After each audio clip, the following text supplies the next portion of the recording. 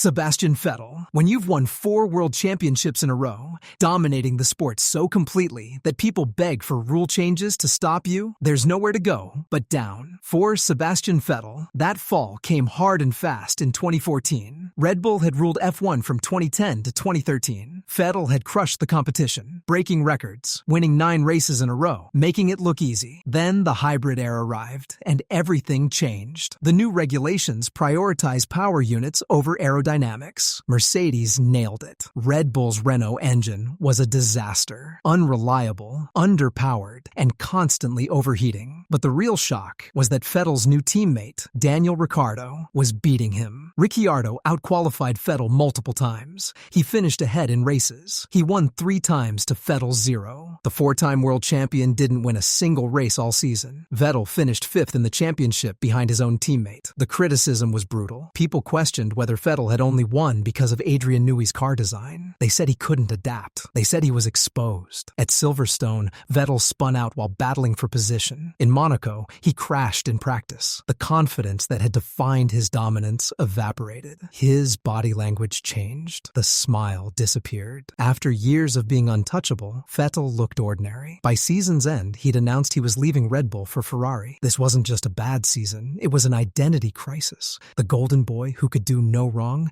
suddenly couldn't do anything right. Fernando Alonso returned to McLaren in 2015 expecting to challenge for championships. Instead, he got the worst car he'd ever driven. McLaren had partnered with Honda for their return to F1 as an engine manufacturer. The promise was there, the legendary McLaren-Honda partnership reborn. The reality was a nightmare. The Honda power unit was slow, unreliable, and embarrassingly uncompetitive. In preseason testing, the car barely ran. When the season started, it got worse. Alonso retired from the opening race in Australia with an engine failure. In Malaysia, another failure. In China, another. The pattern repeated all season. When the car actually finished races, it was at the back of the grid. Alonso qualified 18th, 17th, 20th. He was lapping slower than GP2 cars at some tracks. For a 2-time world champion, one of the greatest drivers of his generation, it was humiliating. The frustration boiled over publicly. Alonso's radio messages became legendary for all the wrong reasons. In Japan, Honda's home race, he said the engine felt like a GP2 engine,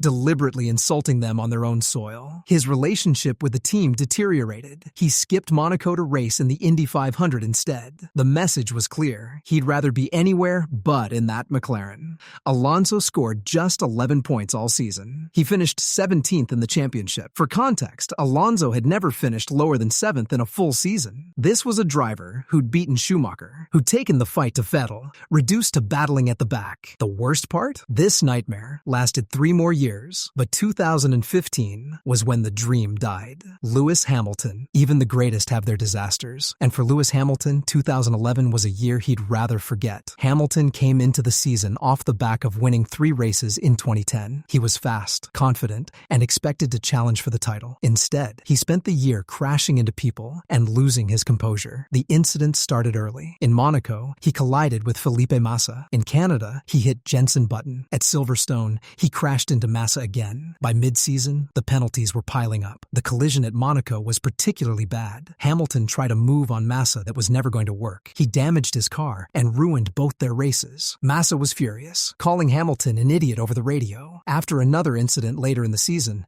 Massa famously said someone needed to punch Hamilton in the face. Hamilton's radio messages became increasingly frustrated. After colliding with Massa again, he asked if Massa had any mirrors. The stewards didn't see it that way. Hamilton was penalized repeatedly. His relationship with the media soured. He deleted his Twitter account after fans criticized him. The press conferences became tense. He looked isolated, angry, and unable to control his emotions. On track, his driving was erratic. The raw speed was still there. He won 3 races, but the consistency had disappeared. He took too many risks, misjudged too many situations, and paid the price. He finished 5th in the championship, beaten by Vettel, Button, Alonso, and Webber. His teammate Button in the same car was 2nd. That hurt more than anything. Hamilton had the equipment to challenge, but he threw it away with reckless driving and poor decisions. Off track, his personal life was turbulent. All of it showed showed on track. This wasn't just a bad season, it was a breakdown. Michael Schumacher, after dominating F1 from 2000 to 2004, winning 5 consecutive championships, Michael Schumacher faced his first real challenge in years, and he couldn't handle it. The 2005 season saw new tire regulations that completely changed the competitive order. Michelin tires suddenly had an advantage over Bridgestones. Ferrari, who'd been untouchable, were suddenly struggling. Renault and Fernando Alonso had the pace. McLaren were competitive. Ferrari were third best at most tracks. Schumacher won just one race all season, at Indianapolis, and even that was a farce. Only 6 cars started the race after all the Michelin teams withdrew due to tire safety concerns. It was a hollow victory that nobody celebrated. For the rest of the season, Schumacher was fighting for scraps. He finished on the podium a few times, but never had the pace to challenge for wins. The dominance was gone. The aura of invincibility shattered. At Imola, his teammate Rubens Barrichello outqualified him. In Monaco, he crashed in qualifying. More damaging was his desperation. At Monaco, after crashing in final qualifying, he parked his car on track in a way that blocked other drivers from improving their times. He kept pole position through the incident. The FIA penalized him, moving him to the back of the grid. It was a cynical move that damaged his reputation. Schumacher finished third in the championship with 62 points. Alonso won with 133. The gap was massive. For someone who'd scored over 140 points in his previous championship-winning seasons, scoring 62 felt like failure. This was the beginning of the end of Schumacher's first Ferrari era. He'd have one more competitive season in 2006, but the dominance never returned. The worst part? Watching the greatest driver of his generation reduced to desperate measures and hollow victories. Max Verstappen. Before the championships, before the dominance, Max Verstappen had a season that tested everything. In 2017, Red Bull gave him a car that was quick but plagued with reliability issues. Verstappen should have won multiple races that year. Instead, he retired 5 times, often while running in podium positions or fighting for wins. In Spain, he was running second when his engine failed. In Canada, he was on the podium when the power unit gave up. In Austria, his home race for Red Bull, he retired while battling for the lead. In Malaysia, another engine failure while running well. In Japan, the same story repeated. The frustration was visible. Verstappen's radio messages became increasingly angry. He'd drive brilliantly, pulling off incredible overtakes, only for the car to let him down. When the car did finish, he delivered. He won in Malaysia and dominated in Mexico. But those 2 wins felt like what could have been. His teammate Daniel Ricciardo won twice as well, but had better reliability. Beyond reliability, Verstappen made mistakes too.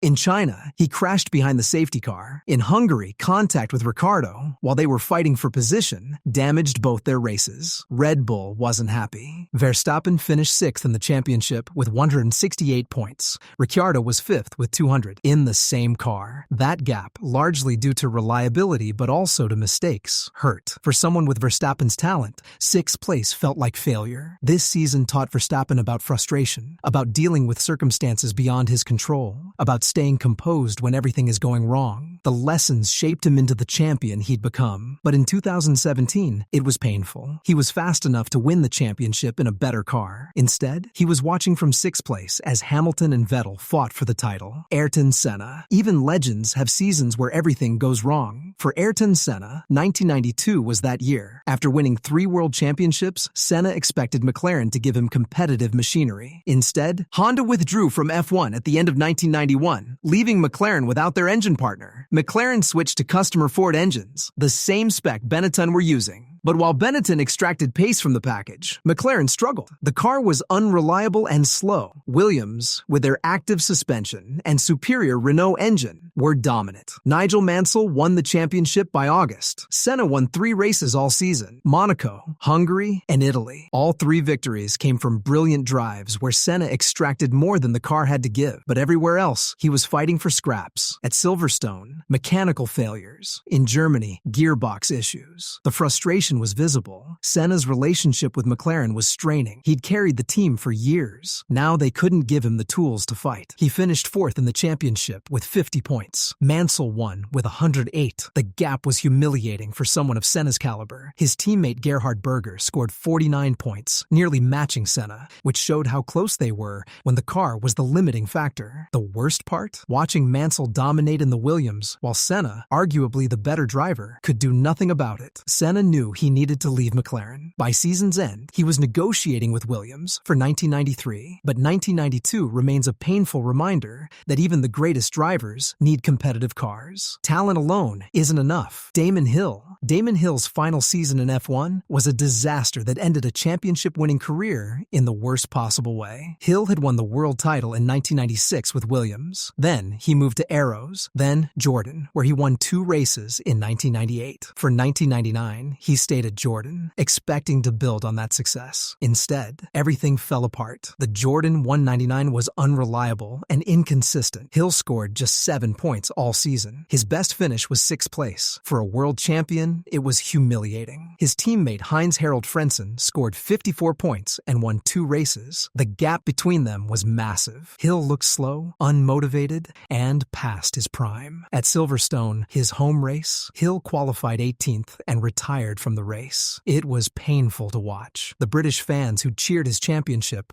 were now watching him struggle at the back. Mid-season, Jordan announced Hill would be dropped at the end of the year. He was being fired. For the remaining races, Hill was a lame duck, driving out his contract while knowing his F1 career was over. The final race in Japan was emotional. Hill finished outside the points and walked away from F1 forever. He was 39 years old, a world champion, and he was leaving the sport on the worst possible terms. No farewell tour, no celebration, just a quiet exit after a terrible season. The worst part? Hill deserved better. He'd won the championship, fought Schumacher, carried Williams after Senna's death, but F1 is brutal. One bad season, and you're gone. Hill's final year showed that even champions can fall hard. Alain Prost's final season at Ferrari was a public disaster that ended with him being fired before the season even finished. Prost had joined Ferrari in 1990, won 5 races, and challenged Senna for the title. The relationship with the team seemed strong. Then 1991 happened, and everything collapsed. Ferrari's 643 was uncompetitive from the start. The car was slow, unreliable, and constantly breaking down. Prost struggled to even reach the podium. He won 0 races all season. For a 3-time world champion, it was frustrating beyond measure. But what made the season truly awful was Prost's response. He publicly criticized Ferrari. He called the car a truck. He said the team was disorganized and living in the past. He blamed the engineers, the management, everyone. At Suzuka, after a terrible qualifying session, Prost said Ferrari was more interested in looking good than going fast. The Italian press destroyed him. Ferrari's president was furious. The relationship became toxic. Prost finished 5th in the championship with 34 points. His teammate Jean Alesi scored 21. Both numbers were irrelevant because neither driver was competitive. At the Portuguese Grand Prix, Ferrari announced they were terminating Prost's contract immediately. He was fired with 1 race remaining in the season. Prost didn't even get to finish the year. For a driver of his stature, being fired by Ferrari was humiliating. He'd won 3 world championships. He'd beaten Senna, and now he was being shown the door. Prost took a year off in 1992, then returned with Williams in 1993 to win his 4th title. But 1991 remains a stain on his legacy. The worst part? Prost was right about Ferrari's problems, but being right didn't matter. He'd criticized the team publicly, and Ferrari never forgives that. Mika Hakkinen's final season in F1 was a disappointing end to a brilliant career. After winning back-to-back championships in 1998 and 1999,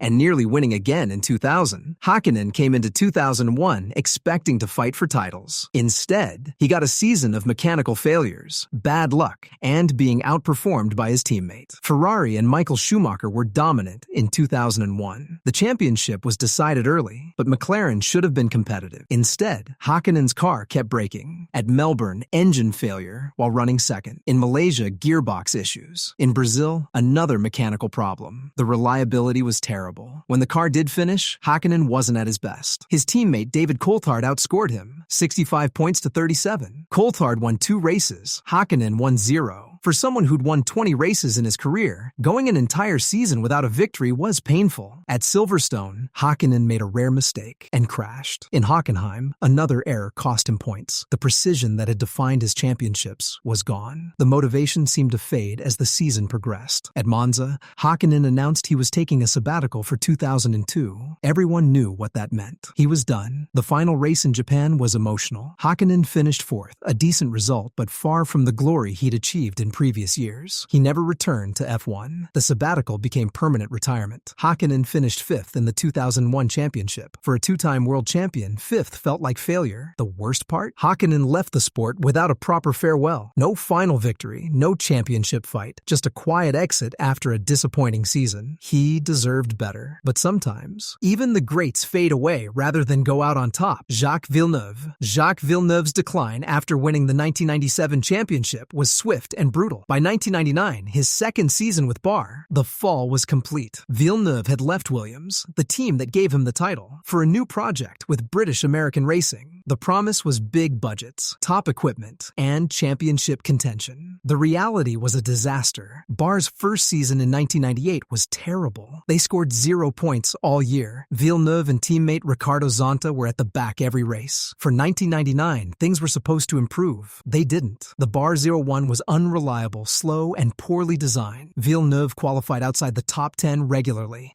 At some tracks, he was battling Minardis for position. For a world champion, it was humiliating. He scored 3 points all season. 3. His best finish was 6th place. Zonta scored no points at all, so Villeneuve won the teammate battle. But it didn't matter because both drivers were irrelevant. At Monaco, Villeneuve qualified 18th. In Canada, his home race where he'd won in 1997, he retired with mechanical failure. The Canadian fans who'd celebrated his championship were now watching him struggle at the back. The frustration showed. Villeneuve's relationship with Bar was straining. He'd believed in the project, gambled his career on it, and it had failed spectacularly. Villeneuve finished 13th in the championship. For a driver who'd won the title just 2 years earlier, 13th was a disaster. The worst part? The decline continued. Villeneuve would stay in F1 until 2006, but he never won another race, never challenged for titles, never recaptured the magic of 1997. His decision to leave Williams for Bar destroyed his career, and 1999 was the year everyone realized the mistake was irreversible. Champions are supposed to go out on top. Villeneuve went out struggling at the